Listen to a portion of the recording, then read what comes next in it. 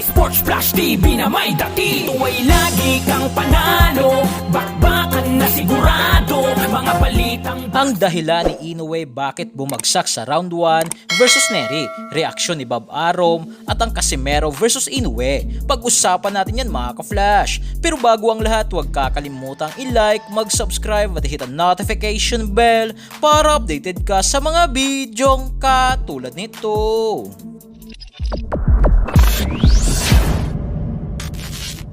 Nagulat nga po mga ka-flash ang lahat ng mga boxing fans sa buong mundo matapos bumagsak si pound for pound rank number 2 sa buong mundo at kasalukuyang super bantamweight undisputed world champion na si Naoya the Monster Inoue sa round 1 kontra kay Luis Pantera Nery. Pero hindi naman dito nagpatinag si Inoue at pinabagsak si Nery ng 3 beses na kung saan sa round 6 ay dito na tinapos ni Inoue ang bakbakan. Sa paliwanag nga po ni Inoue kung bakit nga raw siya bumagsak sa round 1 ay ito ay dahil sa kinakabahan nito, pero matapos matikman ni Inoue ang kanyang kauna-unahang knockdown o bumagsak sa laban sa kanyang boxing career ay naging kalmado na ito at hindi na pinaporma si Luis Nery. Bumagsak nga po si Nery sa round 2, round 5 at round 6 na dito ay hininto na ng referee ang laban.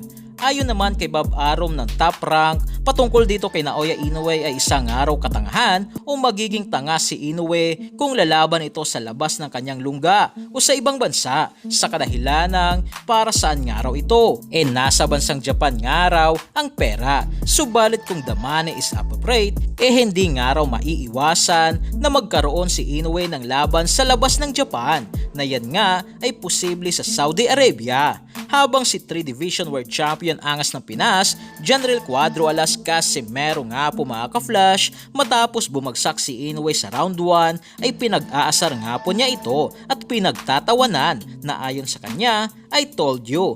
Naku, pag si Cuadro Alas na kalaban mo, tapos ang Japanese Turtle, geng geng. Dagdag pa ni Casimero, Inoue, anong sinisilip mo dyan? Champion of the world ka daw? Japan ka lang uy. Kaya dahil dito ay talagang pumutok na naman ang mga boxing fans sa social media at sinisigaw ang labang Casimero versus Inoue na gustong gusto nilang mangyari. Pero mahirap nga po ito mga ka-flash dahil sa hindi pa sa ngayon mandatory challenger si Casimero kay Inoue at wala pa nga po itong hawak na kahit isang major belt na WBO, WBC, IBF at WBA na dapat maging kampiyon muna si Casimero upang mas lalong lumaki ang tsansa na magkaharap at makalaban ni Casimero si Naoya the Monster Inoue.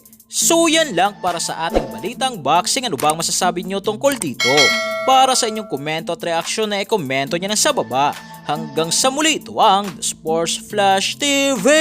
Sports Flash TV na may dati. Ito ay lagi kang panalo, bakbakan na sigurado, mga balitang boxing. Ito laging bago, balitang boxing, laban na kasado. Di papahuli, pagdating sa bakbakan, mga pambato na patuloy ang laban. Sasaliksikin ang bawat babalita, talagang diin, bawal ang mahina sa loob ng ring. Merong pambihira, mga kamao na nagiging bida.